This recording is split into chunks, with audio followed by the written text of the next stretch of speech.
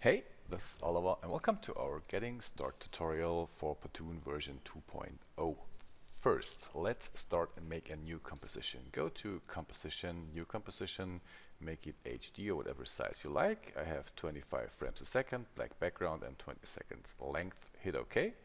And we have here a PNG with an alpha channel. So you can see this is our PNG, but it could be any footage you like to apply Pattoon to. Could be Illustrator file, EPS, bitmaps, JPEGs, movies, whatever. And first let me scale that down. Hit S on the keyboard to scale that down. Here we go. I want to have my black background again, and I'd like to pre-compose this. So I select that, go to Layer, Pre-compose, move all attributes, and I call that Start. Okay, so with this pre-composition, I'd like to have the effect on the whole composition. That's for I do the pre-compose, and I simply go to my effects and presets, type in Pattoon, and you will see I have the Pattoon plugin here. I drag that onto my footage, and you will see it starts with a checker pattern. And with Pattoon, everything starts with a checker pattern because this is the main feature, texturizing footage inside After Effects. Okay, if you new to After Effects, you first please go to Settings, and here you have all your settings. You have your folders where you can set your folder structure, and you have your registration. So fill in your license, hit OK, and it will take some time to analyze all of the bitmaps, and then you're ready to go. This is only for the first time you start Pattoon, and then you have to do this no more again. So if you click on this little icon here, it opens your texture library, and this is a library you can build on your own, and you will have that always by your side.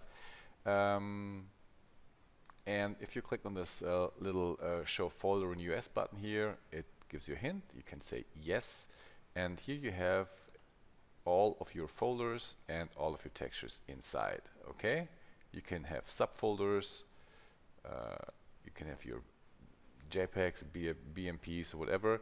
That doesn't work for Illustrator or vector graphics, so make sure you have only JPEGs and PNGs here. Okay, but this is how you can drag and drop additional footage to your library, and you will have them always inside your After Effects library.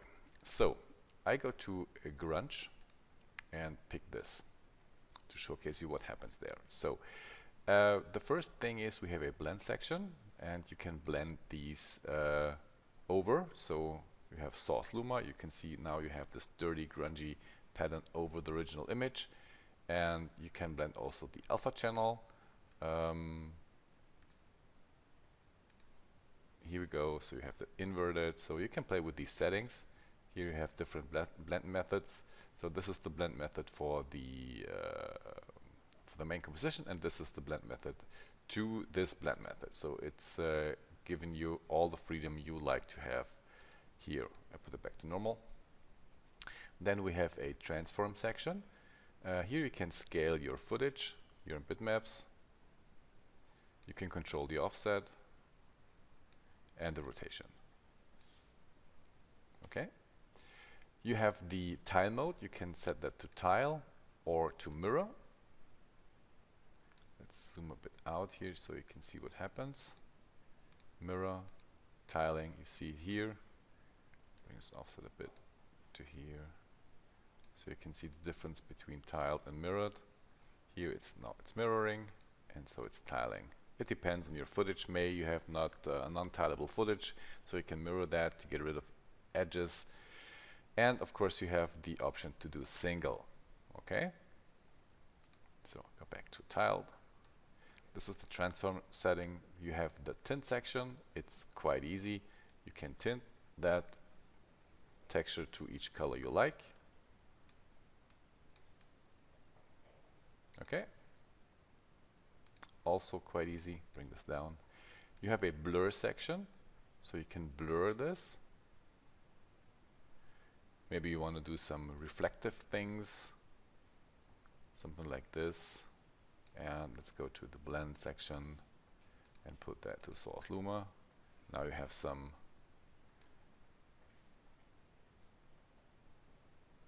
blurry things over that.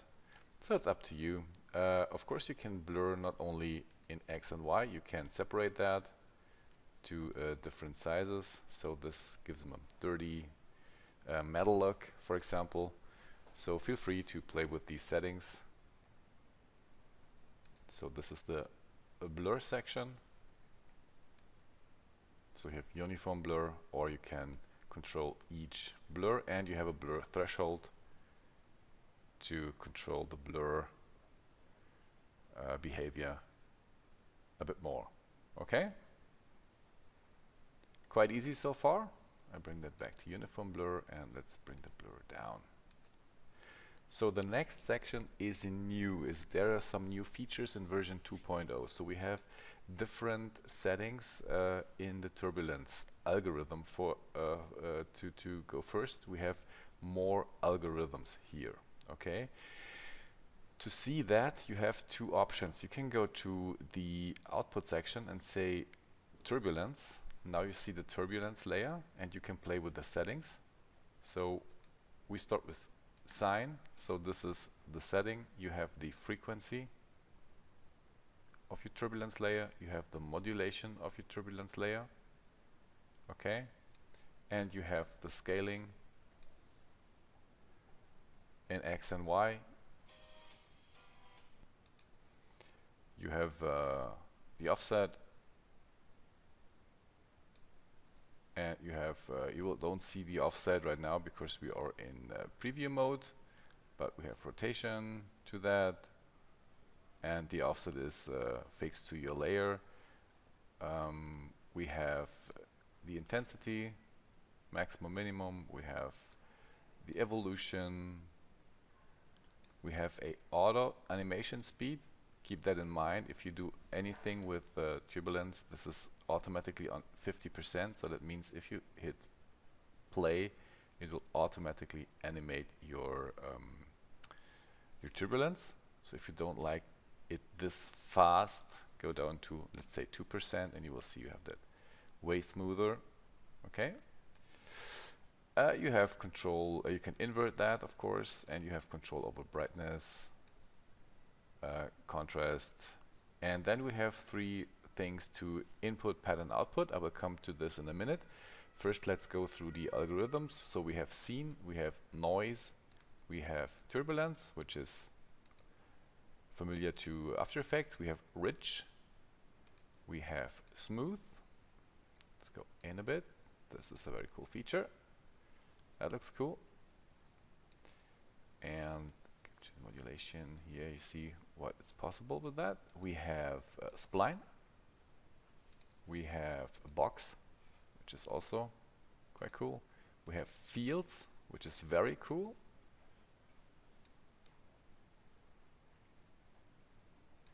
We have cells, we have skin, we have worms, and we have web.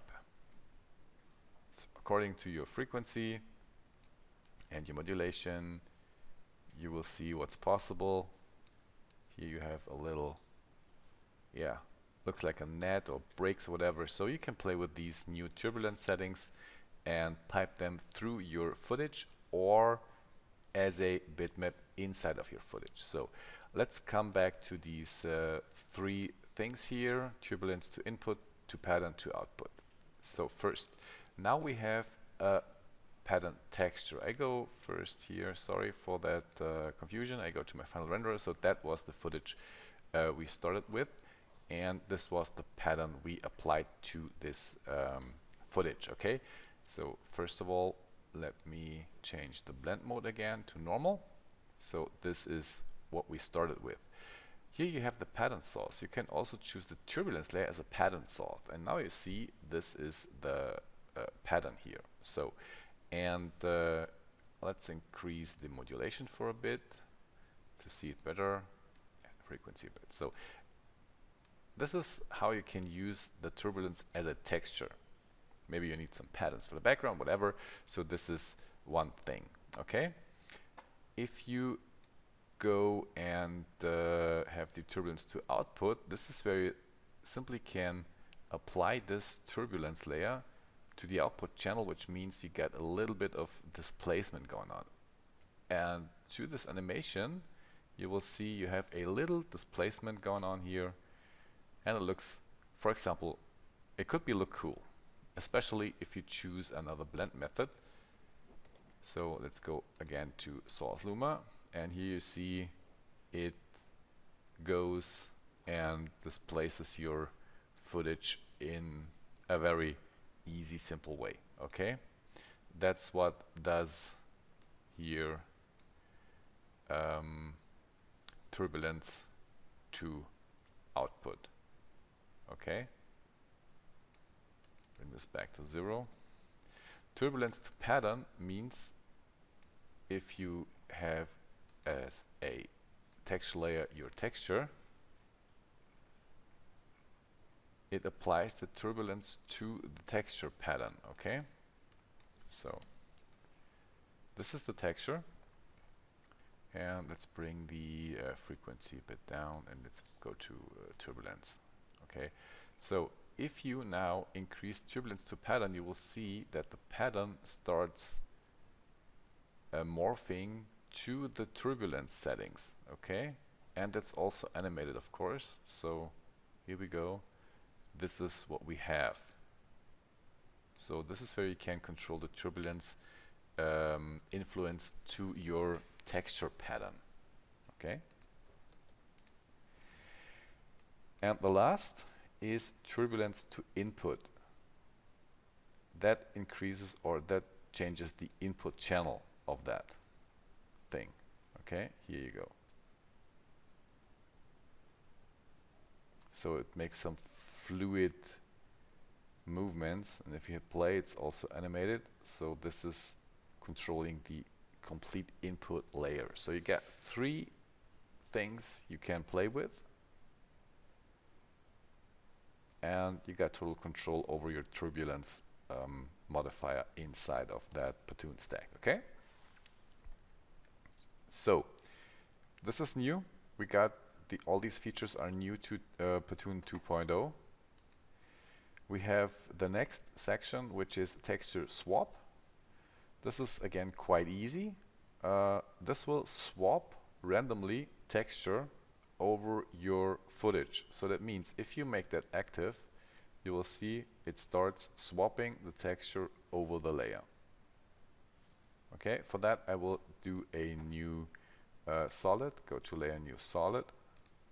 Just to explain what will happen there, I apply Pattoon to this.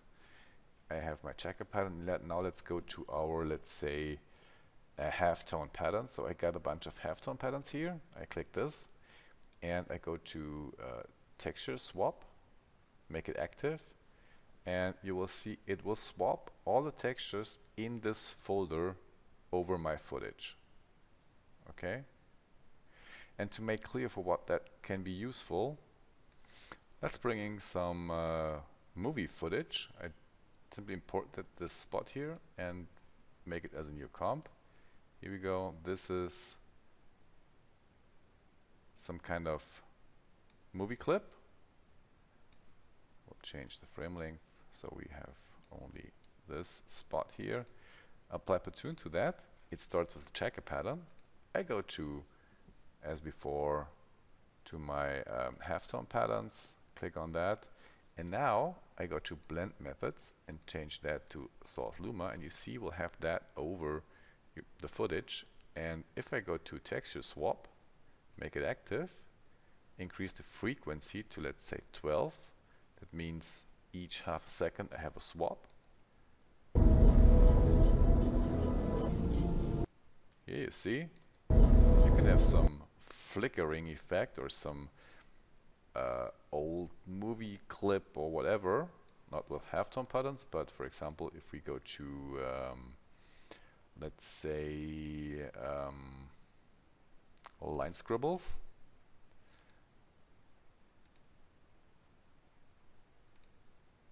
you will see this will be some kind of, let me undo this gives it some kind of look of Netflix Arcane, but you got the idea how the texture swap is working. So here you can do some very fancy effects with textures. Okay, and what's new to version 2.0 is in general it's randomly, but you can sort that to ascending and descending. So according to your file description, file name, you can simply sort your textures in the way it will be swapped here. Okay, so if you have textures from A to Z, you can now arrange them in the right way you like it. So you have random, you have ascending, and you have descending. Okay, this is the new feature in version 2.0. Then we come to the flicker. There's nothing new here. If you activate your flicker, you will have a flicker effect according to your frequency. You have a flicker probability, so you can play with these settings, and you can randomize the intensity, and you can say flicker full. This is new. Flicker opacity, flicker color. So if you go flicker opacity, you will see it only flickers here, and you can say tint color shift. So these are the things that are new to the flicker section. And then we come over to our main comp. I get rid of this. So back to basic. Let me first go to my transform settings and scale it up a bit.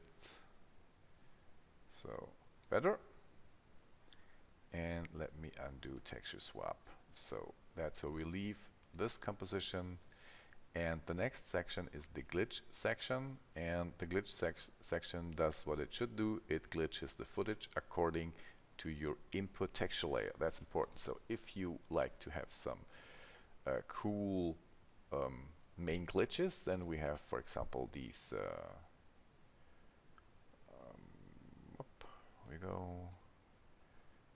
glitch lines. Here we go. So these are some typical glitches. Or you can use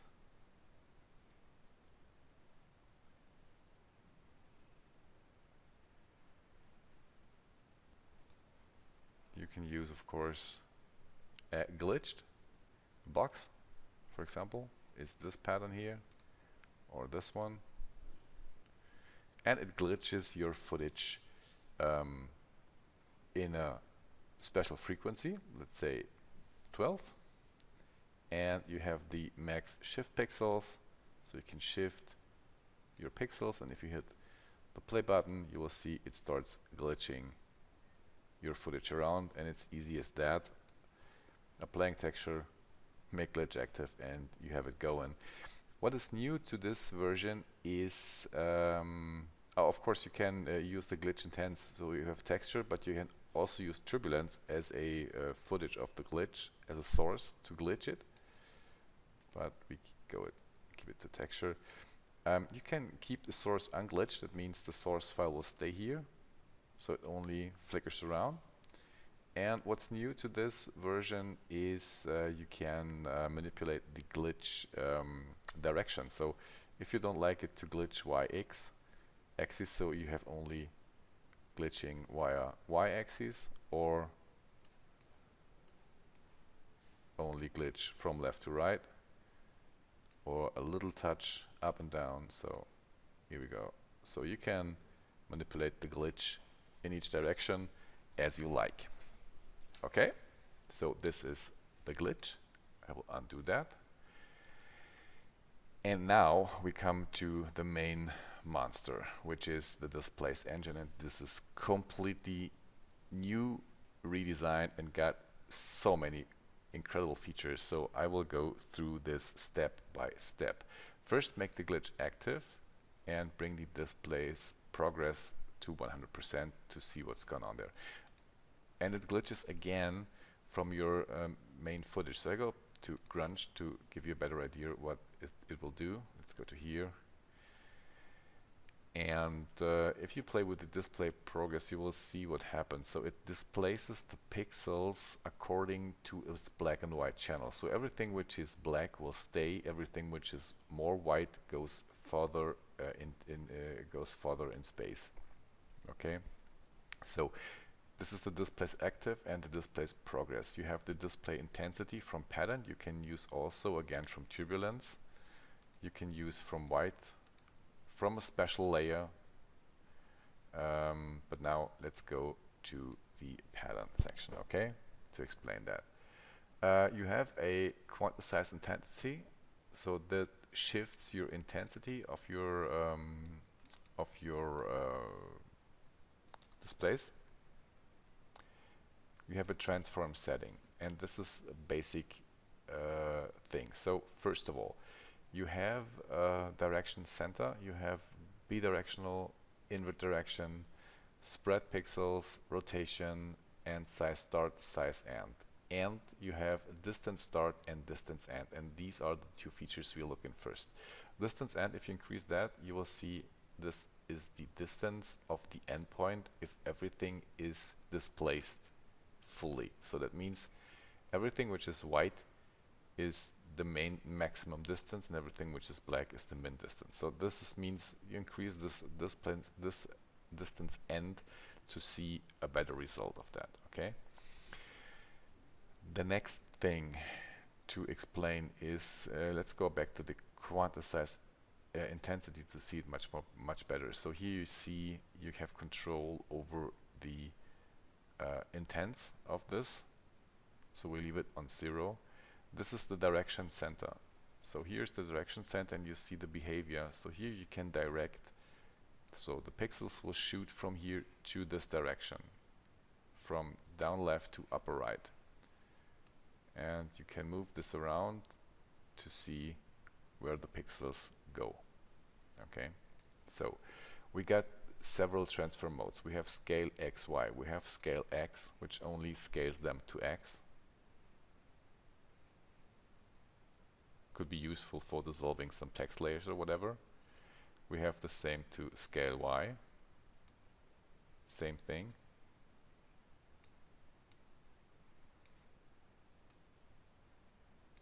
We have the scale axis. You got this. We have offset XY, so this gives you some kind of cross. Could be useful for explosion or whatever. We have, of course, offset X, left and right, and offset Y, and offset axis. So here you see. And we have slide, which is very powerful, but I come to that later. So here you can slide the pixels. Okay. So you have that, of course, bidirectional, so that means left and right, or the opposite side. Sorry.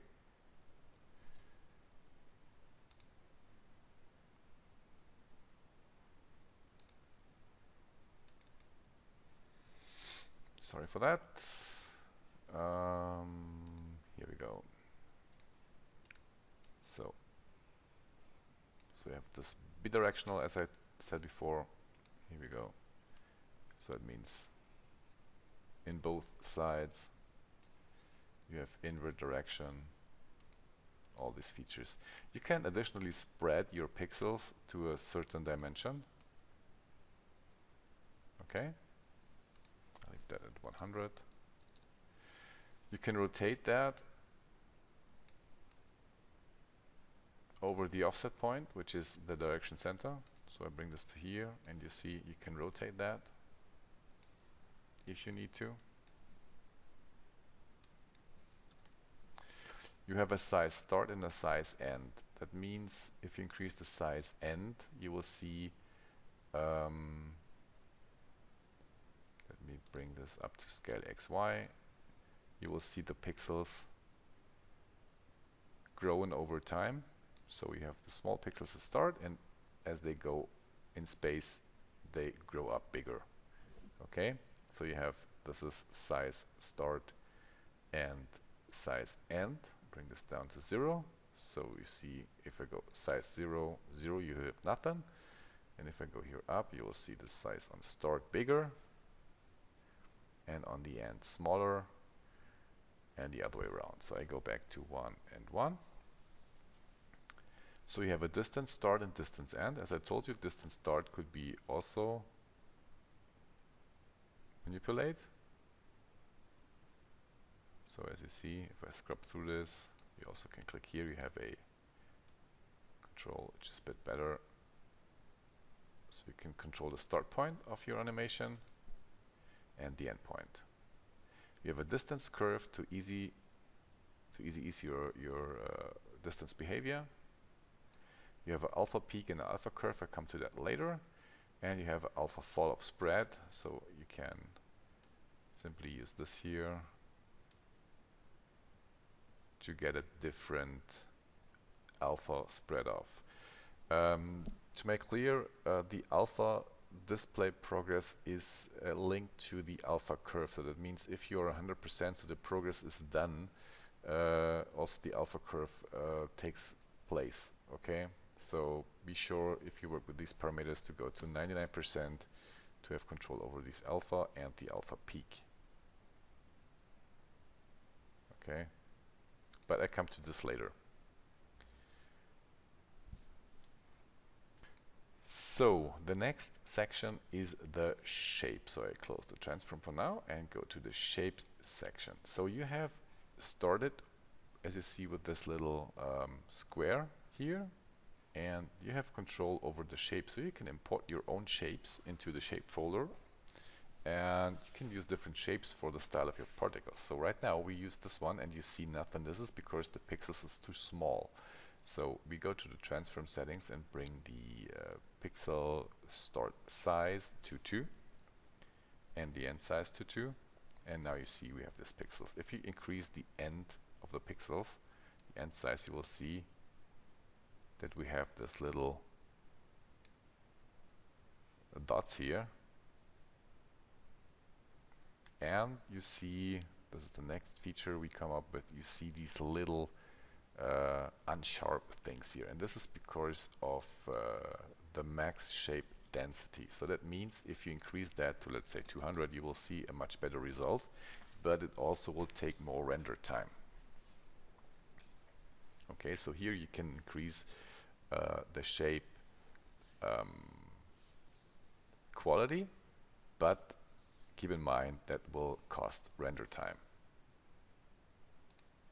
So now you see we have all these little pixels here, clearly rendered from small to big, but this of course costs render time. And you can change that to clouds, for example, and you will see little clouds here. So this is very cool. You can change the pixels to whatever pixel shape you like. You won't see them if they are too small, of course, but it's possible. But keep in mind, again, it's render time. Now here you see the clouds, and of course you can random the shape rotation, because this is everything in one direction. So if you bring the random shape rotation to, let's say, 10%, you will see completely new behavior of this cloud here, and so you can randomize your pixels. So this is how it looks now. It's rotated randomly by 10%, and you can overdo this to 100%, and you will see a complete random cloud, point cloud. Here you are, completely randomized pixels. So I first go back to my pixel dense to 10. You will see it is very fast in this thing. I will bring back the rotation to 0 and go back to my little dots here, and of course I will go to the end size, because I like to have 5, which is completely okay, and size start to 1. So that's where we go. This is the shape section, and you can of course import each shape you like, and you will achieve cool results to that. Okay.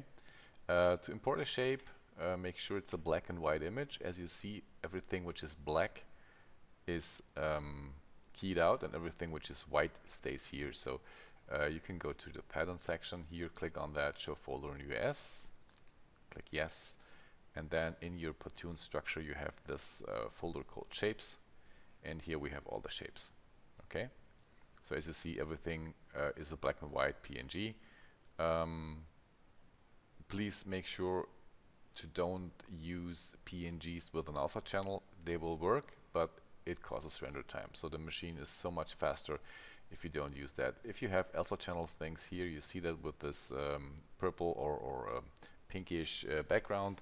So that means this is a alpha channel, and yeah, it works. As you see, we have both of them. We have this one here, which is this one, and we have this one here, which is this one, but it's much more faster to use a black and white image, and the result is 100% the same.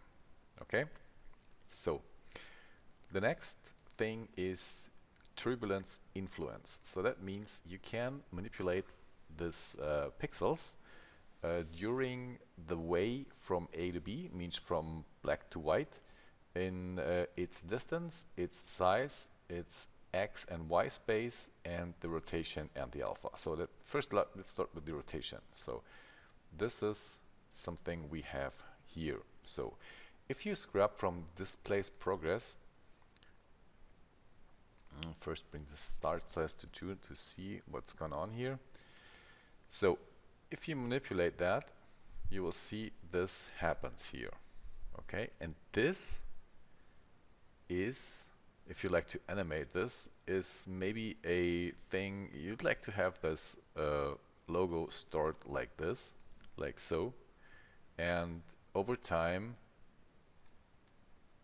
you like to rotate this and give them some organic look. Okay, so therefore I bring this to 99. Therefore this is the influence, and therefore you have the overlay section. I go to this one later, but to make sure what happens here. So if you put the overlay mode to left and right, which is the part from left to right and the overlay strength. So first you will have it in 1 second. So this is the start point of our overlay, this one here, and I bring this to 0. So that means this is the overlay center. So it will start here, and it goes from left to right and displaces the particles over time.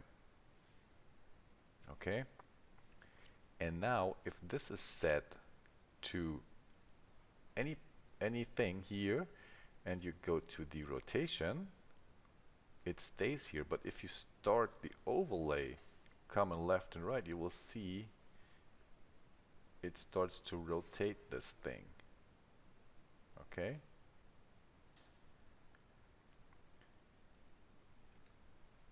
to have a quick example, I will bring up the start size to 5, the end size to 10, the overlay center to here,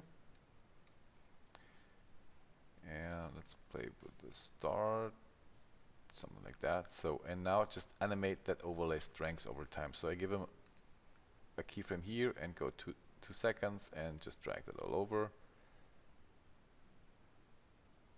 Like so,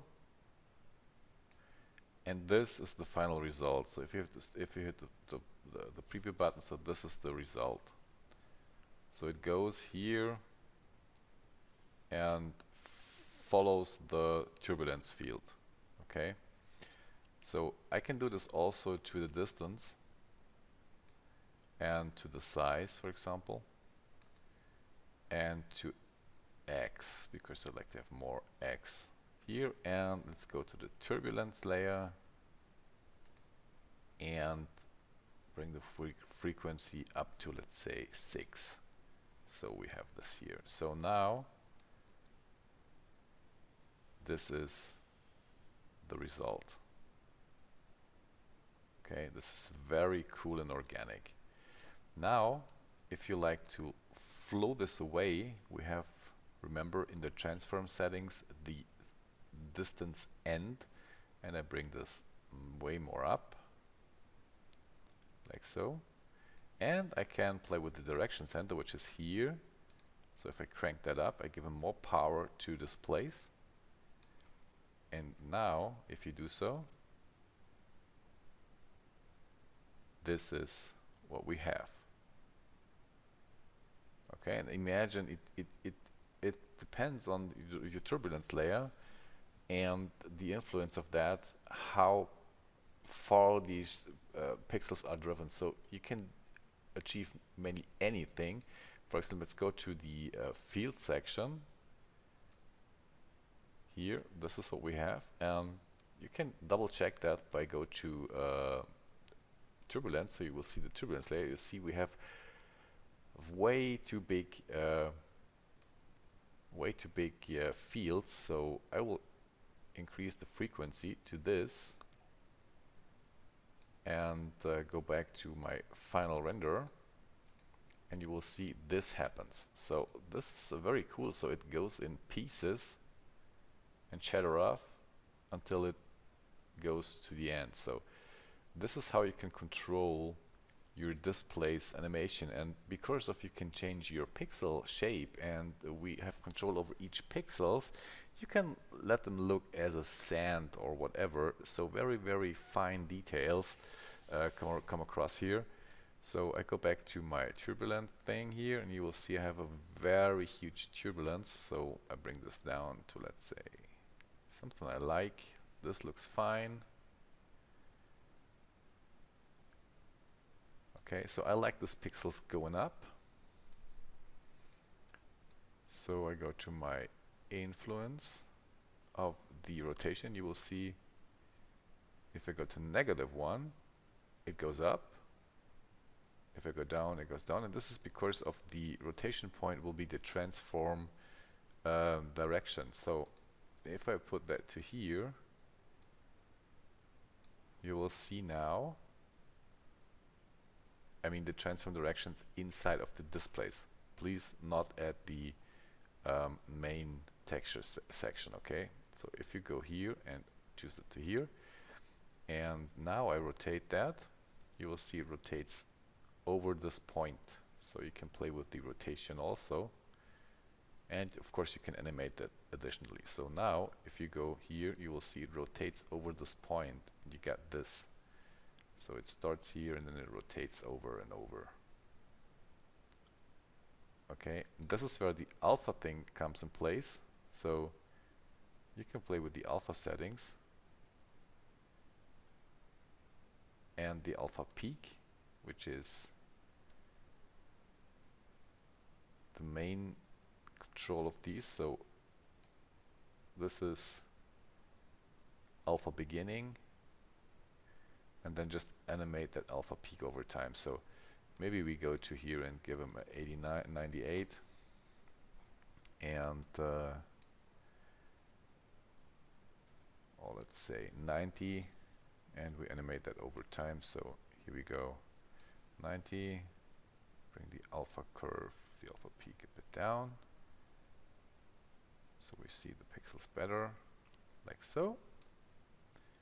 Alpha peak 90, progress 90, and if we animate the progress over time, let's say from here to 2 seconds, here to 100, you will see everything is fade out correctly. So hit play, and there's your dissolve effect within seconds. Okay, so these are the turbulence influence and the overlay. So you have different overlays, and that is simply an animation, a help to animate things from left to right, top, bottom, up, down, inside out, square, diamond, left, right. So you got all options here. You can normalize that. That means it takes 100% if it touches a pixel. So here you see it goes immediately to its endpoint.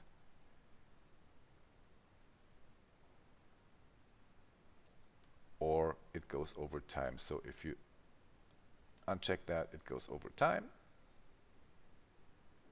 And if you check that, it goes immediately to its endpoint. and will simply only influenced by the turbulence layer. Okay? And of course you can invert that. That's the overlay section. As I told you, we come back to the particles section, and this is another very useful thing. So if you like to have more particles here, you have a particle elements. So you can shoot particles from particles. That means each particle can shoot another particle. So right now we have only one element, which means each particle is its own particle. If you increase this to, let's say, 5, that means that each particle shoots 5 particles additionally. So this increases your particle count or your pixel count a lot. You can auto animate that, so that means it shoots them over time. So if we say 50, it will shoot 50 times each particle. So here we go. This is with 5 elements, and this is with only 1. So you see the difference. You got much more particles here, and right now it's in the same frequency shooted as the original shoot. So you can random position offset the spread. So that means if you increase that, you will see all these particles better.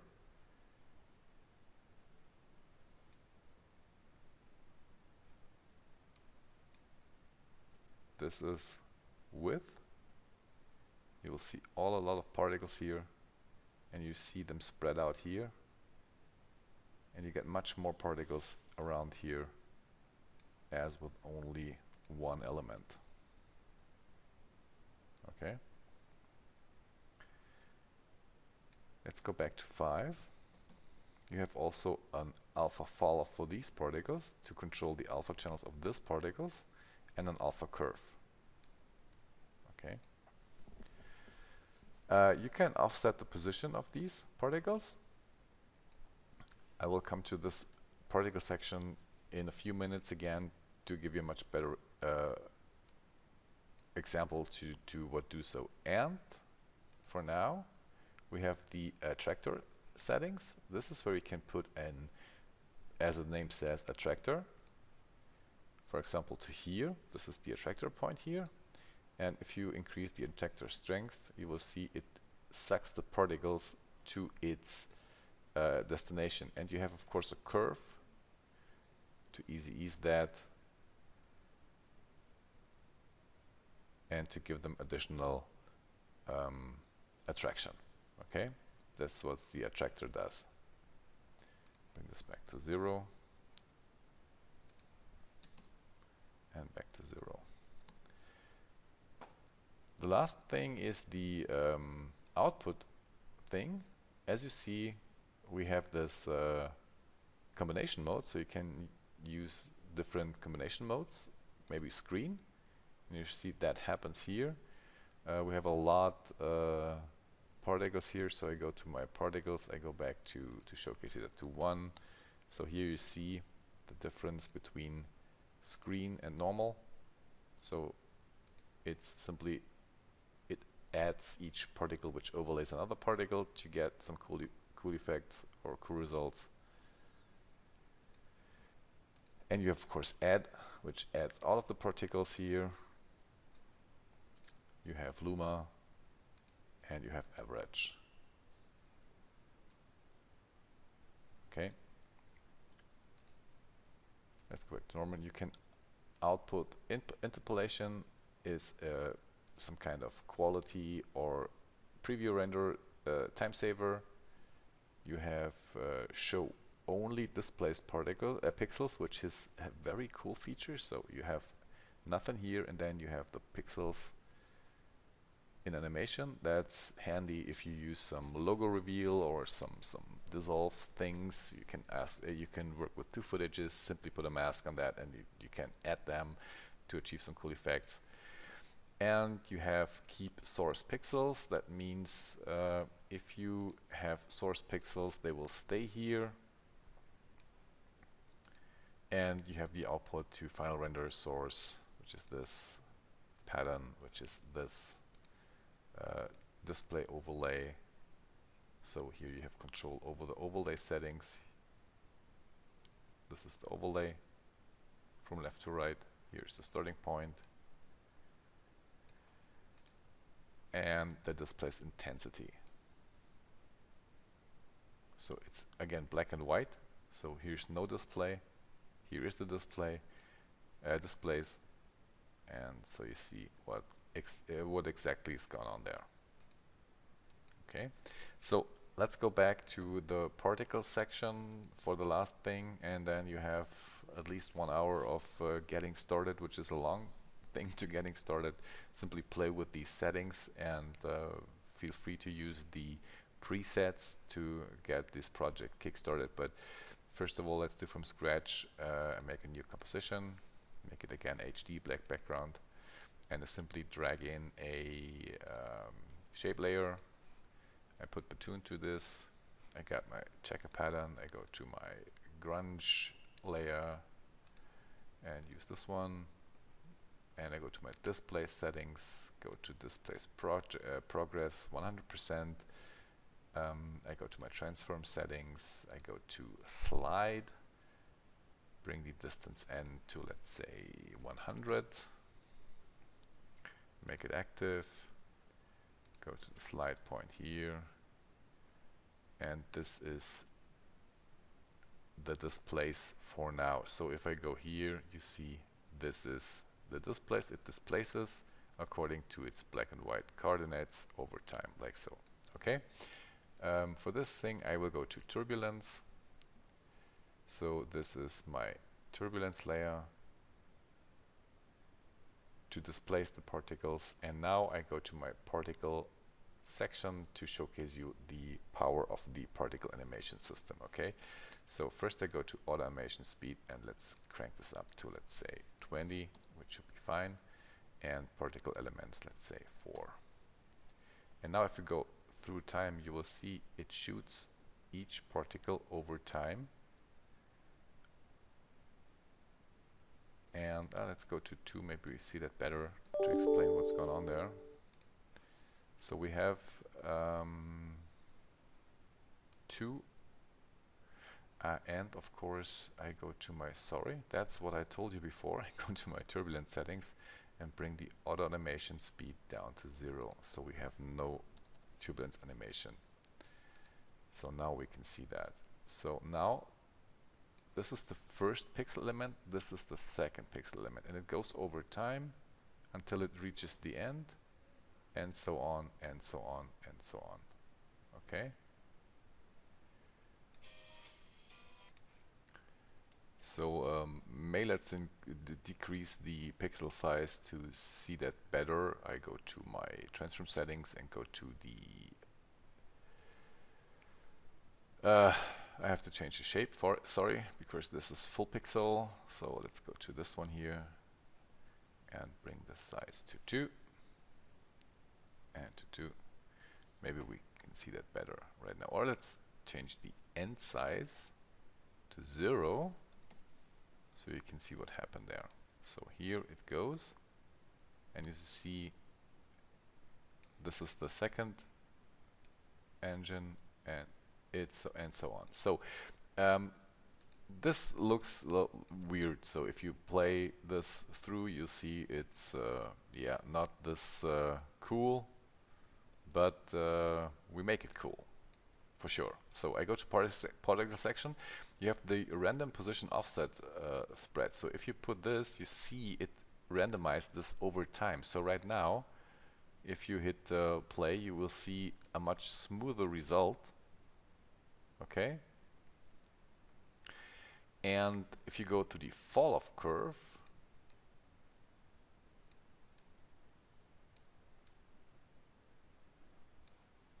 so you will see if you go to fall off like 100% and bring the curve a bit down, so now everything fades out. And now if you increase the particle elements to, let's say, 5, you will see this is the result, which looks very, very cool. Okay,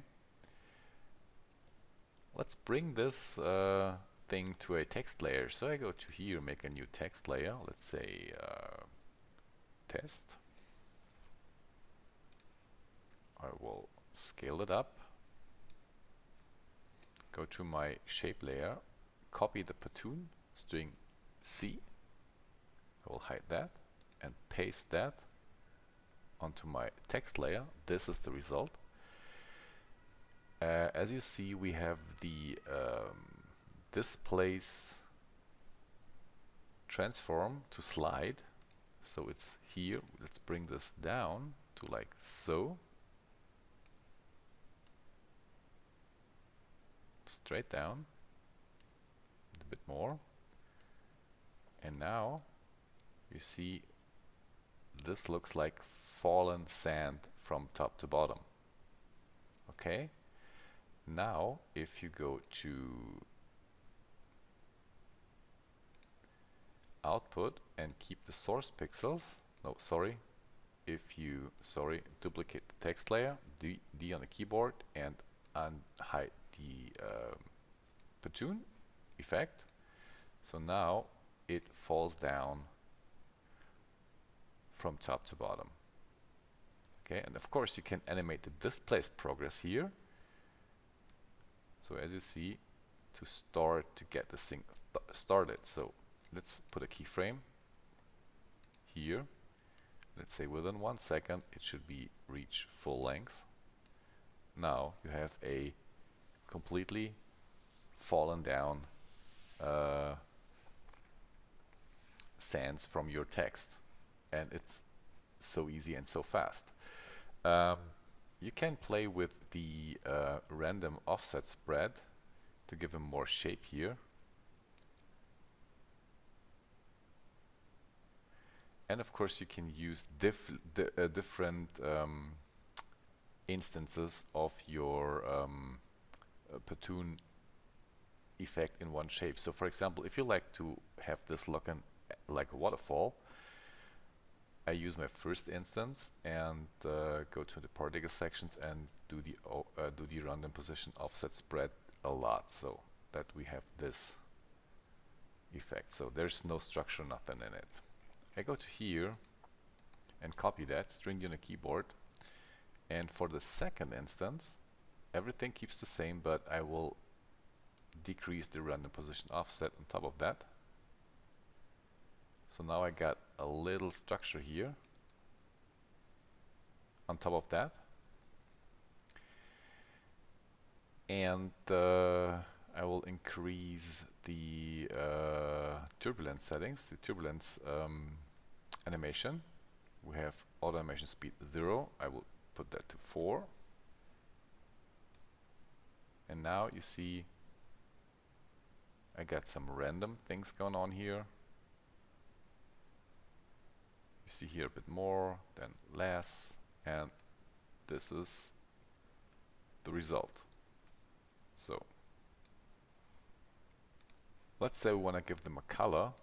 I go to my texture settings and go to my topical section and give them some bluish color, for example. Here we go. So this is the bluish color. And what else can I do? I can do here in this case to go to my output and put that to screen. So here we go. This is the result. So you can combine this to different things, whatever, but this is it for the basics. Hopefully you get kickstarted and have an idea what you can do with this plugin and with the new features. I will do, of course, a separate feature for all of the presets and, of course, for all of the displace settings in a second in a different tutorial. Thank you so much. See you next time. Bye.